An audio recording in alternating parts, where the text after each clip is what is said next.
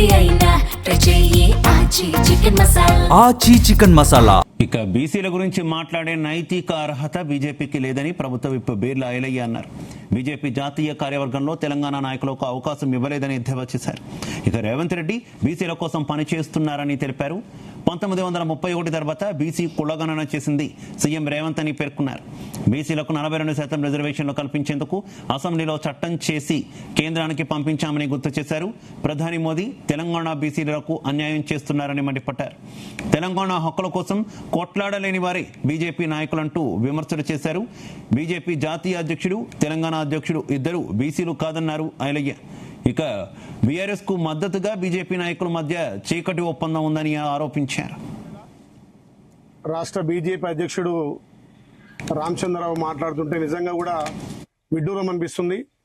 బీసీల గురించి మాట్లాడే నైతిక విలువ బీజేపీకి ఏమాత్రం కూడా లేదు. మరి నిన్ననే వాళ్ళు జాతీయ కమిటీ వేసారు. జాతీయ కమిటీలో కూడా తెలంగాణకు మొండి చేయి చూయించారు.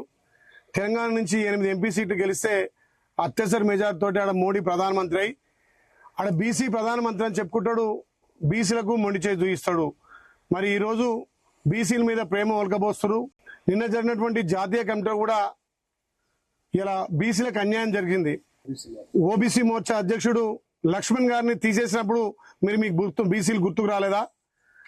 మొన్న ఏదైతే ఎలక్షన్ ముంగట బండి సంజయ్ గారు ఇక్కడ రాష్ట్ర అధ్యక్షుడు ఉంటే ఆయన్ని తొలగించి మరి ఒక ఓసీకి ఇచ్చినప్పుడు మరి బీసీల గురించి మాట్లాడలేదు. ఇలా రామచంద్రరావు పెద్ద పెద్ద మాటలు మాట్లాడుతున్నారు. ఇలా ఏదో మీరు బీసీలకు పెద్దపీట వేస్తున్నట్టుగా ఇలా సర్దార్ సర్వపాపన్న మరి విగ్రహ ఆవిష్కరణ రోజు బీసీలు అంతా కూడా కాంగ్రెస్ వైపే ఉన్నారని ఏదో ఒకటి చిల్లర మల్లలు మాట్లాడని ఇలా బీజేపీ అధ్యక్షుడు రామచంద్రరావు మాట్లాడడం సరికాదు. మీరు నోరు అదుపులో పెట్టుకొని మాట్లాడాలి. బీసీలకు, ఎస్టీలకు, ఎస్సీలకు, మైనార్టీలకు పెద్దపీట వేసింది కాంగ్రెస్ పార్టీ. దీన్ని చూసి ఓర్వలేక చిల్లర మాట్లాడుతున్నావు. తస్మత్